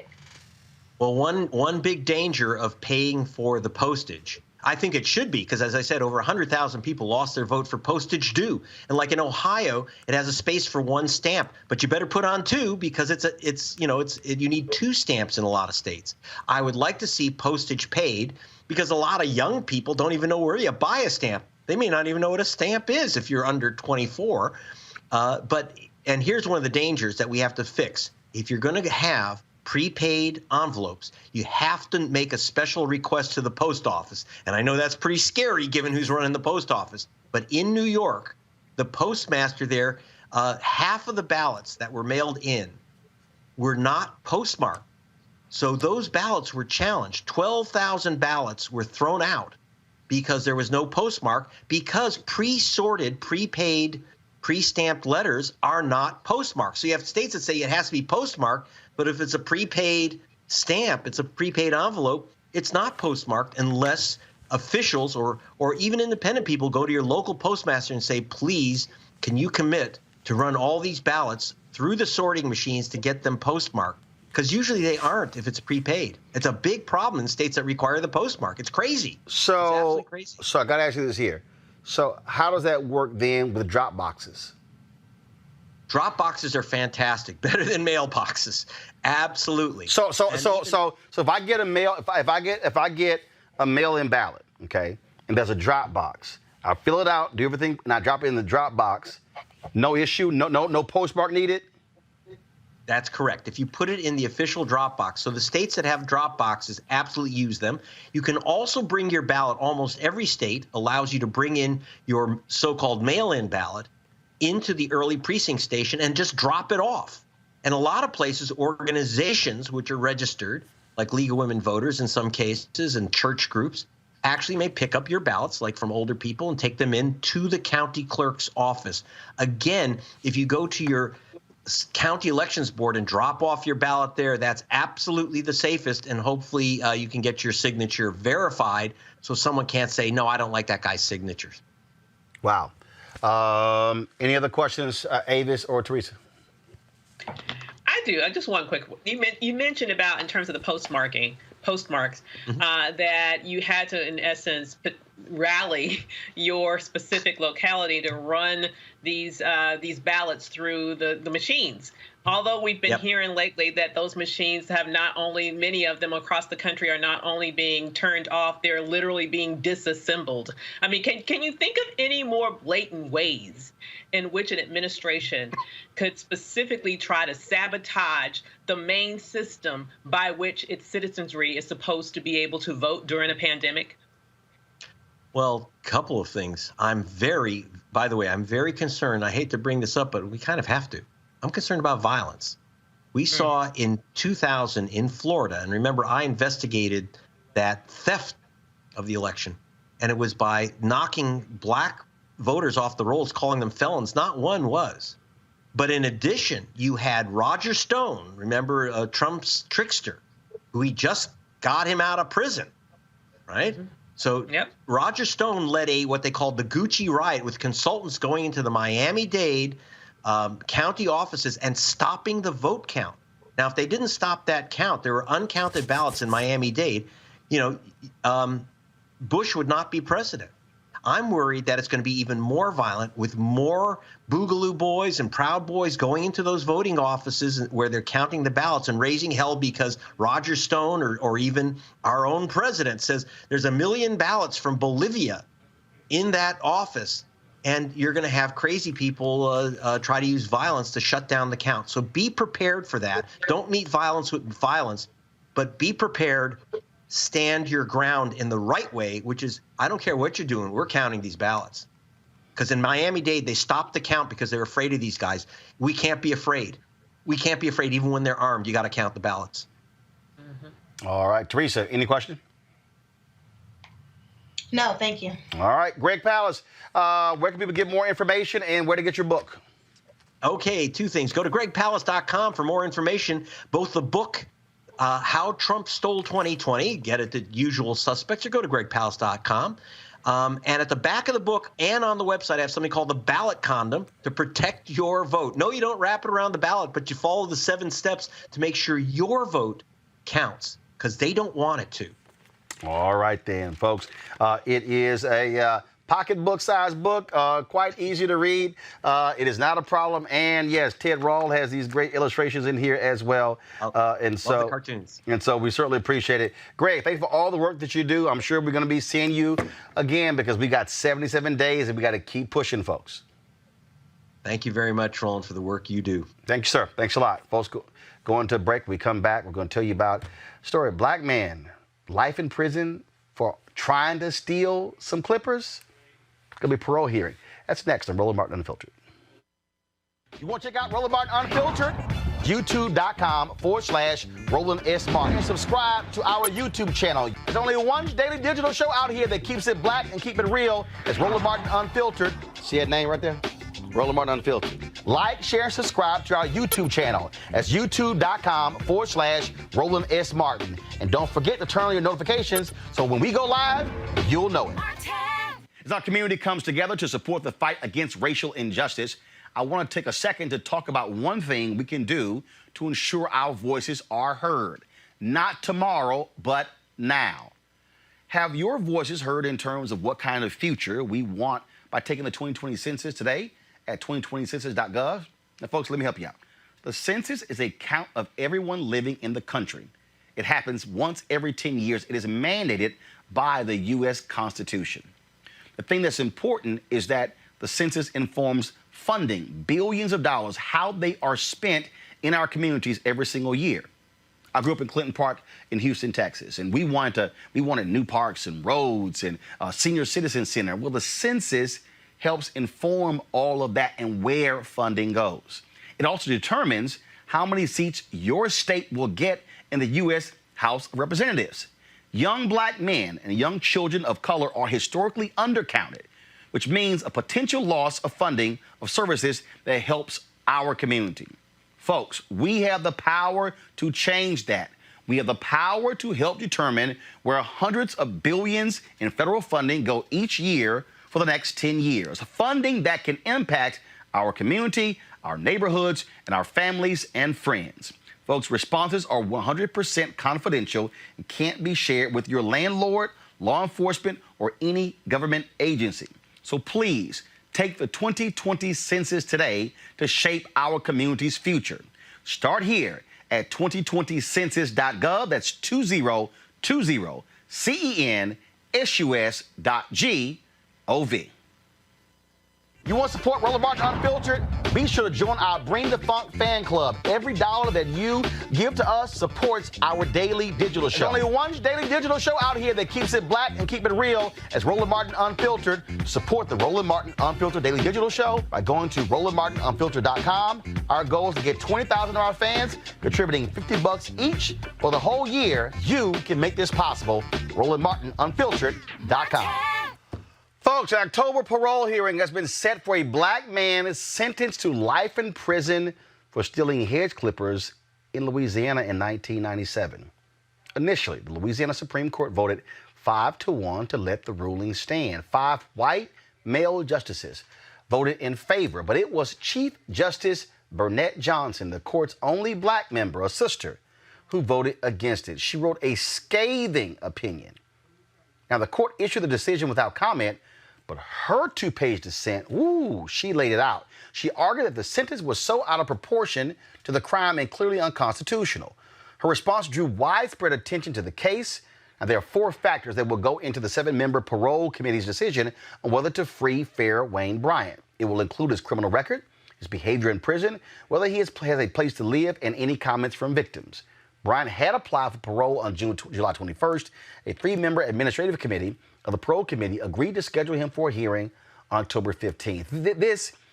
This is an important case because, Teresa, this goes back to Jim Crow laws. That's when this law was created, this habitual offender law. Even though they supposedly had habitual offender reform, the fact that 80% of the 2,000 individuals affected are black, it's real clear. And in fact, one of the counties, I'm trying to think between Orleans and where Baton Rouge is. I got to pull it up. Just showed you the disparity. I mean, this is crazy. Life in prison. The Chief Justice wrote, And Louisiana's going to spend more than $1 million over the life of this guy being in prison over an attempted stealing of shears. It's a disgrace. It's part of, this bad narrative that, apparently, this is why some people just feel like the justice system is just not reading the cases, right? So it's like you did a crime, and then when it goes up through the judicial system and it's time to render a decision, and you wonder why the same decision is still there, is because when it comes to, those officers who are supposed to protect the fairness of each individual in each case law, and you come to find out that the law is like they're not even reading it, and then it takes others to read the case and go through it. It makes you really want to take a hard analysis about the criminal justice system, but more so the process of which the determination of every case is being had. And so, I'm always an advocate for who's investigating the investigators, right? We need the public defenders, we need the nonprofit organization, and we need the community advocates, and we need the interns in college to read this case and really come up with a clear understanding that obviously this man did not deserve life in prison for attempted stealing of some shears. I don't know if these shears were gold, but regardless of what these shears were, they were not due to the full sentencing of the law. But again, this is if we did not have that woman, we did not have that official in office, right? This man's life would have been stolen even the more. So I'm actually thrilled that victory should be coming soon. But again, it's a telling moment that we really have to take a critical analysis at every process and every investigation for every person. Avis. Yeah, I mean, a sentence like that, really what we have to realize is that it's when you lay out the numbers in terms of how much money they are spending to incarcerate this man versus what he was accused of trying to steal. Here's the reality. That was not about justice, as we were talking about a few minutes ago. This was about sending a message. This was about oppression. This was about being able to show that there are no rights that Black people have that white people are bound to respect. That is what a sentence like that is about. It's about instilling fear into a community. It's about telling that we can do anything we want to you, and there is nothing you can do about it. That's really what sentences like that are meant to do. And this, once again, is why it is so important that we have positions of power that can work to undo those injustices. Because as horrible as that case is, I can tell you it's not the only form of injustice that we've seen across this nation. Unfortunately, there are far too many people in jail right now because they have found themselves under similar oppressive circumstances. Got to reach out this story here. It's pretty crazy. The Colorado Springs, Colorado Police Chief Vince Niski decides not to fire an officer who commented, "Kill them all," on social media posts of Black Lives Matter protesters. The officer was instead penalized with a 40-hour suspension and loss of more than $2,000 in wages. He was also removed from his specialized unit and reassigned to a different position in the department. Now, Chief Niski defends his decision not to fire the officer, despite calls from the public to do so. He wrote this in his latest letter, quote, "While his statements were harmful and reprehensible, I cannot deprive the community of a good police officer and his services because of an isolated incident of an error in judgment." Teresa said, kill them all. This man does not deserve to be on the streets, especially with that type of mindset. And what do you mean by all? It's just so many questions that comes into perspective, where you really have to look at the type of leadership that's in the department. You can't defend one of your employees for a kill them all statement. But what so here's another version of it, right? So if you wanted the officer to stay employed, I think part of it is to make it an administrative position where you're not on the street, where you pretty much, maybe are doing a mail order job internally. But he absolutely did not deserve just another slap on the wrist. But again, it also really tells you about the leadership that's inside of that office and the culture that they have and the union that is protecting him and these statements. Avis, this is crazy. I'm like, real. Well, don't deprive. He said, kill them all. That is a terroristic threat. Absolutely, it's a terroristic. If I, as a citizen, said, kill all of them, and it was a Blue Lives Matter, I guarantee you the cops would be trying to arrest me. Oh, absolutely, absolutely. I mean, if the shoe was on the other foot, you're exactly right. That would definitely be characterized as, terroristic activity. You would probably be undergoing some FBI surveillance as we speak. It is absolutely, there's no excuse. He should be fired. He shouldn't be on a desk job. He shouldn't be there at all. As I've mentioned several times, decades ago, there was a report released by the FBI that warned the public that police departments across the country had been infiltrated by white supremacists. That is a white supremacist statement. Kill them all is a white supremacist statement. And what's also disturbing is that sort of incident is not an isolated incident. It was only a couple of years ago that there was a specific research study that looked at several postings on social media by police officers across the country where there were voluminous number of racist posts. And in very rare incidents, did any of them face any sort of serious punishment as a result of that? These are people who supposedly have the charge of protecting and serving not just white people, but Black people whose taxes pay their salaries too. And so it is just infuriating to me. It is infuriating to me that every excuse is made in the book to justify white terroristic behavior, when on the other hand, as you just mentioned in your previous story, you have Black people across this country who right now are rotting in jail because of minor infractions. It is just yet another example of institutionalized racism. Okay, if you want to hear something so crazy, I got to show you this here. This is some breaking news here. Y'all, this is State Senator Louise Lucas has been charged. Again, this is breaking news. This is literally just happening. She's been charged with 2 felonies by Portsmouth PD for the incident at Confederate Monument in June. Police sources say conspiracy to commit a felony and injury to a monument. Okay, I'm not done. According to this reporter here, Jason Marks, we've reached out to Lucas, but no answer. Spoke with Don Scott, her attorney, but he was just, go to my iPad, please. He was just hearing about it. I'm told several others, including members of city's NAACP, have also been charged. News conference at 4 o'clock. Ava's injury to a monument. Last I checked, monuments were inanimate objects. So how are you going to injure an inanimate object? I mean, once again, it is absolutely disgusting. This is an example of white power run amok. Injury to a monument. It's ridiculous.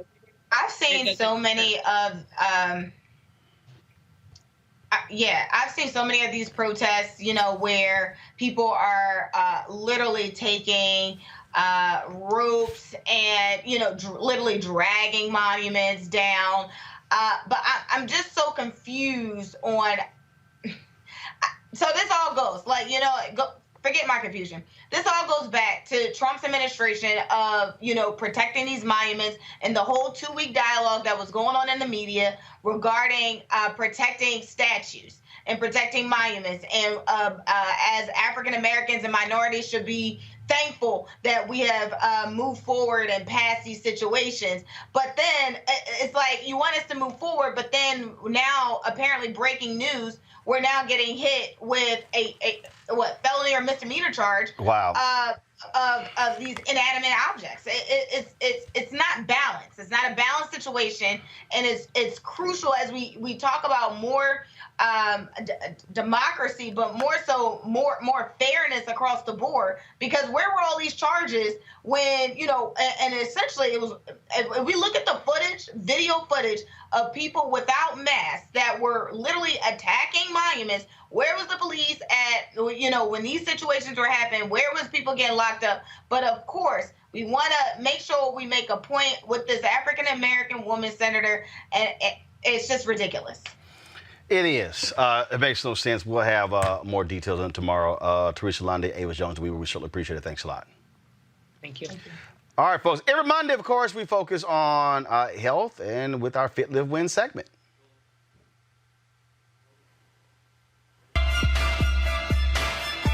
Okay, if it's fro.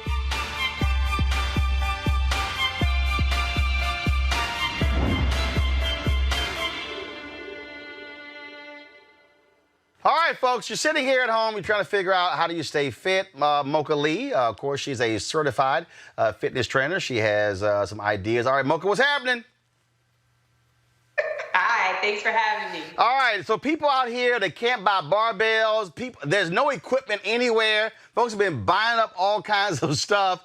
And so, what advice do you have for folks who are trying to stay fit, but somebody was online, they said barbells were fetching $1,300. They're like, what the hell? Dumbbells, I'm sorry. They were like, $1,300 for something that normally costs $50? Well, that's just where we are now because of COVID-19.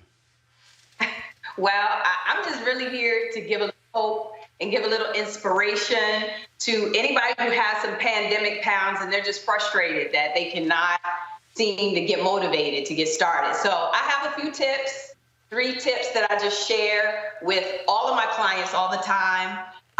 You do not need equipment. You don't have to have special equipment. The first thing you have to do is morning movement. All my tips. Morning movement. What's morning movement? Movement. Do you know why I am suggesting the movement? No, why? You're a mover and shaker. My clients are movers and shakers. They're busy, and help the parents who are about to start this virtual school year. Everybody's busy. So if you could just start the day with 10 minutes of movement. I don't care if you go outside and walk, go up and down your stairs, a few push-ups, just something to get your blood flowing, lift your mood. I'm telling you, it makes a difference to knock it out and get it out the way first thing in the morning. All right. So morning movement, at least 10 minutes of morning movement. Okay, gotcha. What's next? Morning movement. And I mean, I know some people are early risers, but I'm telling you, once you wait till after the workday, you're even more tired. So it's better to get it over with. That was tip 1, morning movement. Tip 2, please be mindful about your meals. You guys, this is the time where we have to really emphasize having a strong immune system. So if you want a strong immune system, you have to think about what you eat. And I'm telling you, you can't go wrong with greens, leafy greens. You can't go wrong with water. I keep my water all the time. I at least get 80 ounces in. I just try to encourage everybody to keep drinking because there's so many benefits to water. So you have to be mindful about the meals and what you're putting in your body, right? You agree. I know you're with me on that. That's why, hold up. That's why I got this 30-ouncer that sits right here. So I carry one with me. I carry one with me, and I keep this one here. So that way, my man John Hope Brown, Operation Hope, sent me this one. So I leave it here. So in case I could forget mine. So my goal is to actually drink 4 of these a day. That's the goal. I don't say I do that. Okay, but the goal, and so the way I try to do it is I try to figure if I can drink 1 between, when I wake up and 1 p.m., then 1 between 1 and 6, and then 1 between 6 and when I go to bed, I at least got 90 ounces of water. That's perfect. You have to drink the water. So you know this stuff. So I'm really preaching to the choir when I'm talking to you, Roland, but you would be surprised. No, but we all need reminders, because trust me, Yes, but guess what? My clients are often giving me these confession sessions about drinking the wine. They need the stress relief, so they're drinking the adult beverages at night, which I get it. This is a fairly stressful time, So you might want to unwind, but you can't do the wine every single night. You just have to really think about moderation. All right, now I love how everybody and their mama all of a sudden are fitness people. So somebody said add some lemon to get the bowels moving. To get the what? Bowels moving. Oh yeah. Well. Now there is something to be said about elimination. But that's if you got a problem. If you ain't got a problem eliminating, you good. So, all right. Well, so I'm giving you these tips. The third tip. Number 3. Believe it or not, is the most important of all, and it also starts with an M. Make yourself accountable. Make yourself accountable, because we already know this stuff. And if you're sitting there watching, one of your viewers might be like, man, I know I should be working out. I know it's good for my body, but I just cannot figure out how to stay consistent. So that's when those of us come in who are trainers. We love this stuff. We love to let you get on a schedule and get committed. And believe it or not, me and most of the trainers on my team are just patient.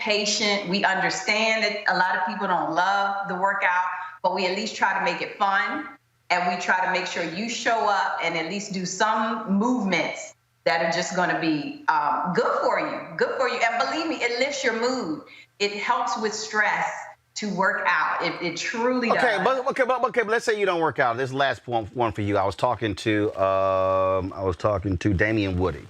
I think Damian's lost like 50, 60 pounds.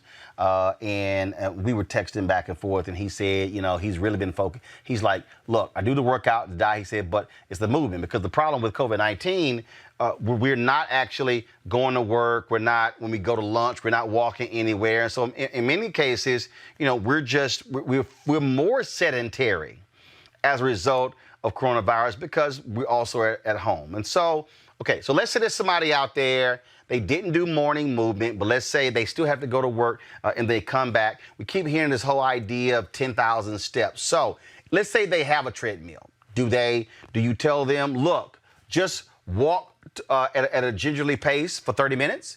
That way, at least you have that. Or are you trying to hit a certain number? Are you trying to say, no, do 5,000 steps, do 10,000 steps, or hit this calorie number? What are you telling them?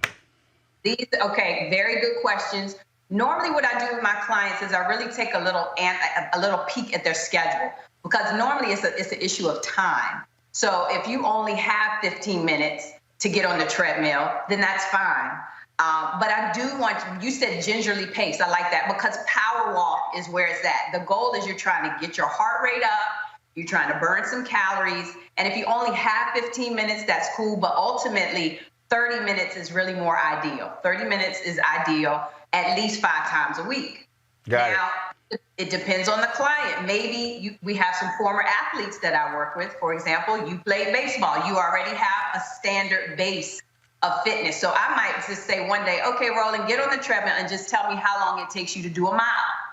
And then that can be a goal for you, to keep decreasing your mile time that you have a shooting for. And I'm the one keeping track of it so that you have that accountability. Okay. And we just keep it going. It's incentives. All right, Mocha, how can folks reach you? Thank you. Thanks for having me. No. How can folks reach you? Say it again. How can they reach you? Just find me on Instagram, on social media. I'm Mocha Lee Fitness. And I am offering a special for the fall. It's the back to school special. 3 workouts for $100, 30-minute virtual sessions. So if you really are out there struggling, I would love to help you. It would be my honor. All right, folks, Mocha Lee Fitness, MochaLae Fitness. Mocha, I appreciate it. Thanks a lot. Say it again. I said thanks a bunch. Thank you. Take care, Roland. All right, thank you very much. All right, folks, don't forget to support Roland Martin Unfiltered by joining our Bring the Funk fan club. You can do so multiple ways: Cash App, $RM Unfiltered, PayPal.me/R Martin Unfiltered. Then, of course, we have Venmo.com/RM Unfiltered. You can also, of course, give via our, you can also give in terms of with money orders. I got people, of course, who have actually sent in a number of here, and so I certainly appreciate that. Some of them don't have the names on the outside, so I'm going to read those tomorrow. You're not going to go ahead and do it right now. Ralph Miller, Melvin Simmons, let's see, Paula Doze, Stephen Riggins, Christopher West, Pearlie Crane, Karen Crawford, as well as Michael Potts. And so there are a lot more. So I certainly appreciate all of y'all who help us out. And so again, you can Cash App, you see it right down right there, $RM Unfiltered, PayPal, Venmo, and also our address, New Vision Media, 1625 K Street, Northwest, Suite 400, Washington, D.C., 2006. And don't forget, make it money order payable to New Vision Media, NU Vision Media, which of course is the parent company of Roland Martin Unfiltered. Folks, tomorrow we'll have the day one discussion of the DNC convention. Also, Reverend Dr. William J. Barber, he has some words from Ohio Governor John Kasich, who spoke tonight. You don't want to miss that tomorrow right here. I'll see you then. Don't forget, Census 2020. Remember, 2020census.gov, 2020census.gov. Be sure to sign up. Be sure to fill out, folks, but that's critically important that you do so. We have to make sure that we are counted. I'll see y'all tomorrow.